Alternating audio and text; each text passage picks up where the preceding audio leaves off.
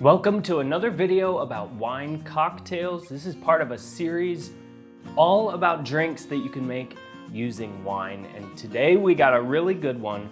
This is the Calimocho. Sometimes I've seen it pronounced Calimocho as well, but either way, the combination is red wine and Coke.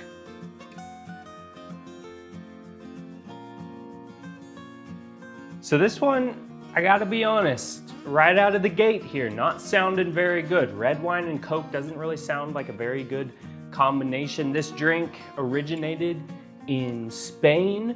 Spanish festival goers. I guess, you get to the end of your bottle of red wine, maybe it's not so good red wine. You need a little something to doctor it up. That's what they're doing. So you doctor it up with your Coke, you're covering it up with the soda. So that's what we got, the Kalimotxo. Gonna go ahead and give it a try here. Never had this one before. Equal parts red wine and Coke poured over ice. So here we go.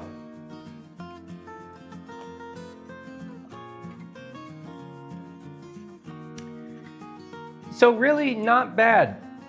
I think it's pleasantly surprising, really, because it sounds like a terrible combination.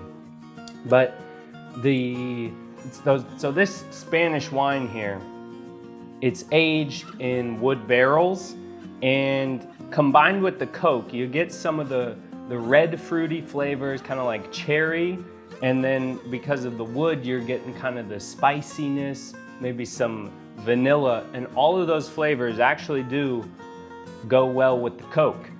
Now, I'm not probably ever gonna drink this again because I don't really drink Coke, I don't really drink soda, so I don't think I would ever make it again, but I would say pleasantly surprised. Let me know in the comments what you think, red wine and Coke. I mean, is that a good combination? Let me know in the comments.